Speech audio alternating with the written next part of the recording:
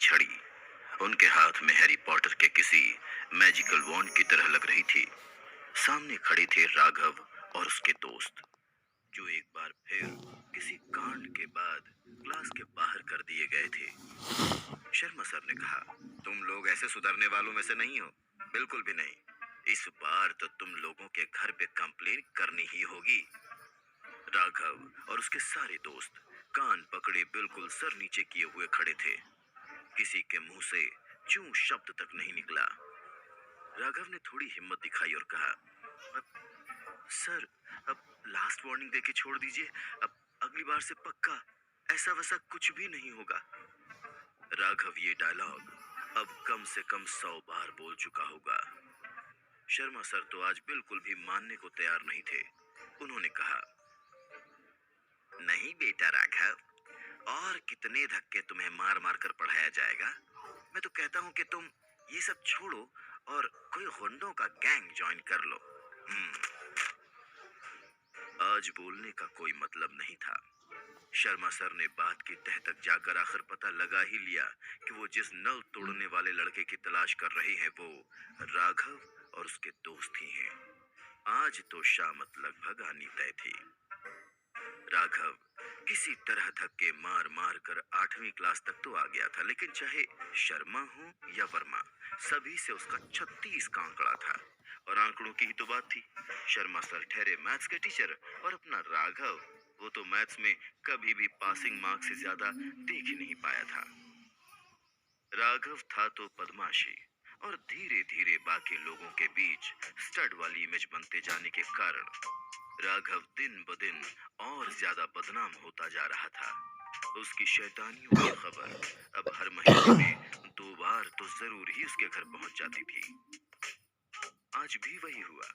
राघव आखिरकार अपने दोस्तों के बीच में से अकेला फंसा, और उसके घर आज वापस से शिकायत की कॉल पहुंच गई।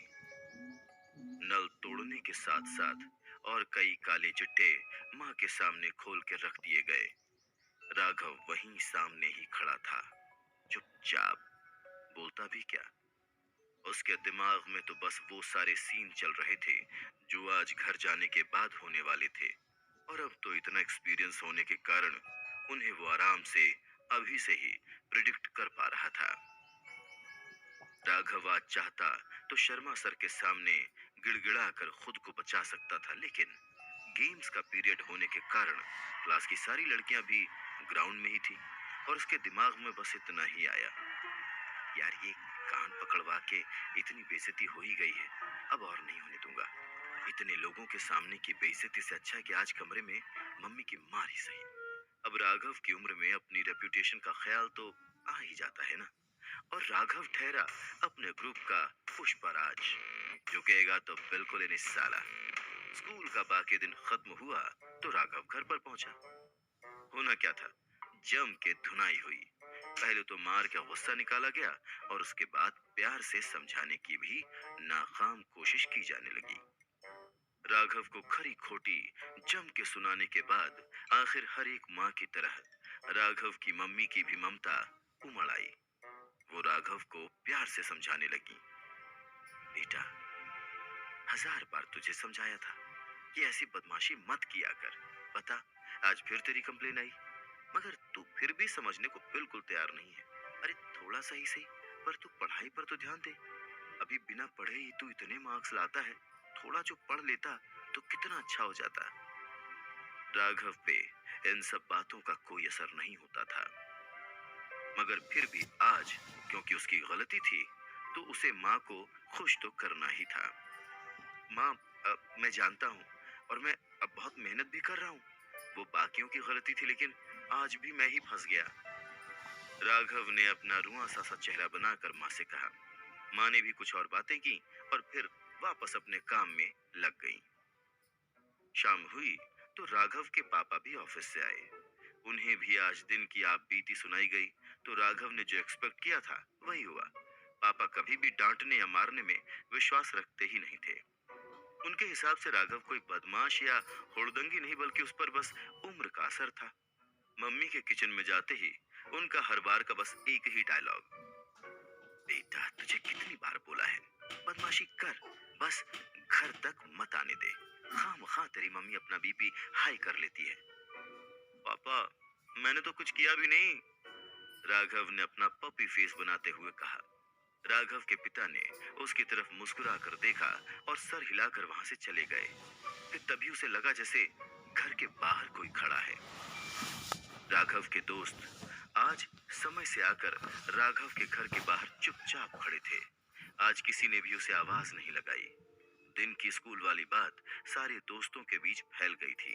किसी ने भी आज आवाज लगाकर खुद को भी आंटी की चपेट में आने के लिए कुर्बान नहीं किया। लेकिन फिर भी राघव खेलने को निकल ही आया। ये हुआ ना स्टड लौंडा। राघव मॉडर्न पब्लिक स्कूल का स्टूडेंट था, वही गगन रीजन नेशनल का। और आज ग्राउंड में गगन सबको घेरे में खड़ा करके कुछ बता रहा था। राघव के पहुंचते ही गगन के चेहरे से वो लीडर वाली फीलिंग उड़ गई। वो राघव से मन ही मन जला करता था। आज तक कोई भी ऐसा ग्राउंड का डिसीजन नहीं हुआ होगा जिसमें गगन का विरोध राघव ने ना किया हो। किसी बात की चिढ़ उसे हमेशा खाई जाती थी। कोशिश उसकी भी पूरी होती थी राघव की बातों में टांग अड़ाने की, लेकिन 10 में से 9 बार तो बात राघव की ही चलती थी। गगन आज एक ऐसी न्यूज लेकर आया था जिसको सुनने के बाद सभी सख्ते में आ गए थे। उसने बाकी लोगों के कहने पर फिर से अपनी कहानी दोबारा शुरू की। मेरे एक चाचू हैं जो मुंबई में रहते हैं। उन्होंने मुझे बताया कि अब उन लोगों ने मिलकर एक ऐसी मशीन बनाई है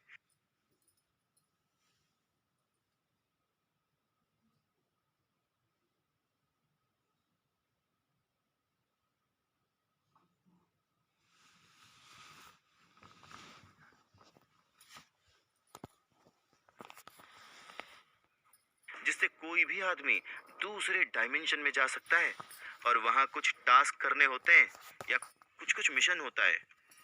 ये तो मुझे अच्छे से नहीं मालूम, लेकिन भाई वहां पैसा ही पैसा है, मतलब इतना कि पूछो ही मत।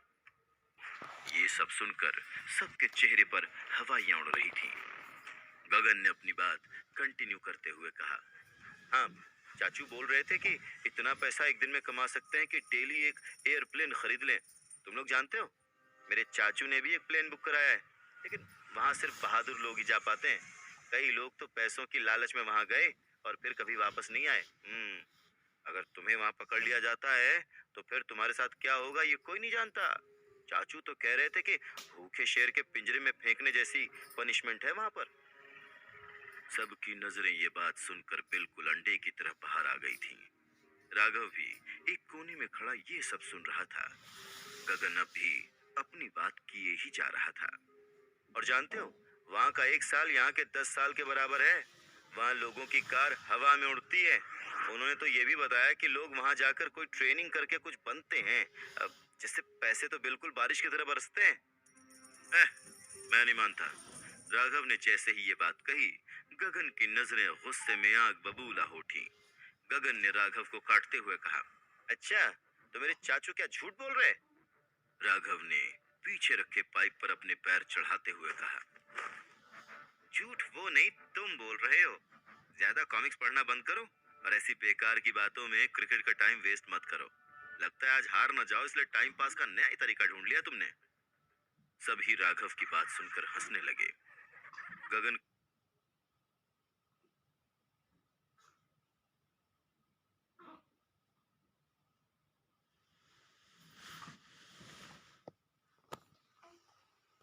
को आज फिर सिर्फ और सिर्फ राघव की वजह से ही हंसी का सेंटर ऑफ अट्रैक्शन बनना पड़ा था। खींचने के अलावा वो और करता ही क्या। गुस्से में आकर उसने बोला भी, तुम्हें नहीं मानना तो मत मानो, चाचू मुझसे कभी मजाक नहीं करते। राघव ने उसे और भी ज्यादा चिढ़ाते हुए कहा, अरे वो नहीं करते होंगे मगर तुम तो कर ही रहे हो। और सब जोर जोर से ठहाके मारकर हंसने लगते हैं। गगन एक तरफ अब शर्म से पानी पानी हो गया था, तो एक तरफ गुस्से में बिल्कुल आग बबूला। उसे तो बस एक ऐसे ही मौके की तलाश थी कि कब उसे राघव से बदला लेने का मौका मिलेगा। सबने मैच शुरू किया ही था कि तभी राघव के मोहल्ले का ही लड़का पिंटू दूर से ही राघव का नाम चिल्लाता हुआ ग्राउंड पे आया। राघव, राघव!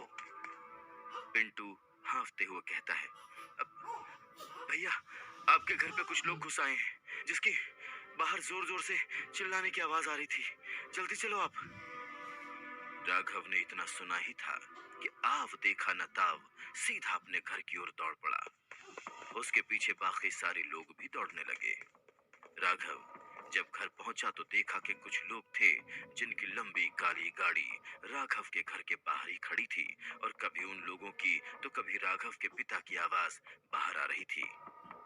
राघव ने अंदर जाना सही नहीं समझा। वो बाहर ही खड़े रहकर बातें सुनने की कोशिश करने लगा। कुछ साफ सुनाई तो नहीं दे रहा था, मगर बात कुछ पैसों के आसपास ही हो रही थी। राघव के पिता भी जोर जोर से चिल्ला रहे थे कि कुछ ही देर बाद वो बाहरी लोग राघव के घर से निकलकर जाने लगे।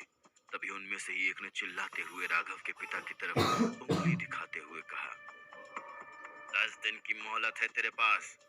10 दिन में अगर पूरे 50 लाख नहीं चुकाए तो फिर उसके आगे क्या होगा मैं नहीं जानता। एक एक करके तेरे पार्ट पुर्जे तोड़ने का ऑर्डर है बॉस की तरफ से। उसके बाद तुम खुद ही जान से हाथ धो बैठोगे। तुम्हारे बच्चों के हाथ पैर तोड़कर सिग्नल पर भीख मंगवा कर भी पैसे वसूलेंगे हमारे बॉस। हाँ, याद रखना, उसके जिम्मेदार तुम खुद होगे। राघव की एक और शरारत ने उसके परिवार को आज खतरे से न निकाल पाने की दहलीज पर लाकर रख दिया था। कुछ ही दिनों पहले राघव ने करीब 18 लाख रुपए एक गेमिंग साइट पर लगा दिए थे। सारे के सारे एक ठग के चक्कर में आके बर्बाद हो गए। कुछ दिन तो राघव के घर पर कोलाहल का माहौल रहा। राघव की जमकर पिटाई हुई, मगर समय के साथ पापा ने माफ कर ही दिया। आज राघव को लगने लगा था कि अगर उसने ये गलती नहीं की होती तो आज परिवार के पास और भी पैसे होते उस आदमी के मुंह पर मारने के लिए। उसने ठान लिया कि वो पैसों का जुगाड़ करके ही रहेगा और 50 नहीं बल्कि 70 लाख उनके मुंह पर मारेगा और अपने पिता के सामने उनसे माफी मंगवाएगा। राघव पीछे मुड़कर अपने दोस्तों को देखता है। अपने हाथ में पकड़ा हुआ बैट किसी और को थमाया और सीधा बिना कुछ बोले घर के अंदर चला गया। उसके सारे दोस्तों ने भी उससे कुछ भी नहीं पूछा। सभी चुपचाप वहां से निकल लिए। राघव जानता था कि उसके पिता के पास 50 लाख तो नहीं है उस आदमी को देने के लिए, और न ही उतना वक्त कि उतनी बड़ी रकम का इंतजाम किया जा सके। उसने घर पर किसी को भी नहीं बताया कि वो आखिर जा कहाँ रहा था। घर से निकलने के बाद वो सीधा जाकर गगन के घर पर और उसे आवाज लगाई। गगन भी राघव के चिल्लाने की आवाज सुनकर बाहर निकला। बता, मेरी याद कैसे आ गई? राघव जानता था कि जो ये कदम उसने उठाया है उससे उसके ग्रुप में उसकी खिल्ली जरूर उड़ेगी, मगर उसकी नजर में उसके पास और कोई चारा भी नहीं था। उसने कहा, भाई, मुझे तुमसे कुछ बात करनी है, 2 मिनट मेरे साथ आएगा? गगन मन में ही मंद मंद मुस्कुराता हुआ राघव के साथ चलने लगा। उसके लिए तो पहला ऐसा वाकया था जहां उसके सामने राघव की किसी कारण से बेइज्जती हुई हो। दोनों देखते ही देखते जब ग्राउंड में पहुंचे तो पूरा ग्राउंड खाली था। राघव ने एक लंबी सांस भरी और बोलना शुरू किया। देख गगन, मैं जानता हूँ कि तू मुझे पसंद नहीं करता, मगर मैं तेरा कोई दुश्मन नहीं हूँ। तू भी जानता ही है कि आज दिन में घर पर क्या हुआ।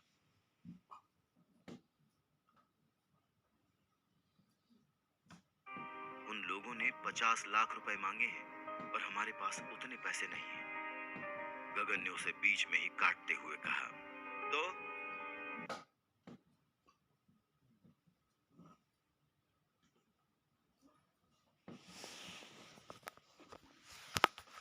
राघव ने अपनी बात को पूरा करते हुए कहा, तो ये भाई के तूने वो जो अपने चाचू के डायमेंशन चेंज मशीन के बारे में बताया था ना, मैं वो ट्राई करना चाहता हूँ। राघव की बात सुनकर गगन जोर जोर से हंसने लगता है और हंसते हंसते कहता है, क्यों भाई, मेरे चाचू तो झूठ बोल रहे थे ना, और मैं तो कॉमिक बुक्स पढ़ता हूँ। फिर आज तुम जैसे इंटेलेक्चुअल आदमी को मेरी बातों पर भरोसा कैसे हो गया? राघव को गगन पर जोरों से गुस्सा आ तो रहा था, पर उसे आज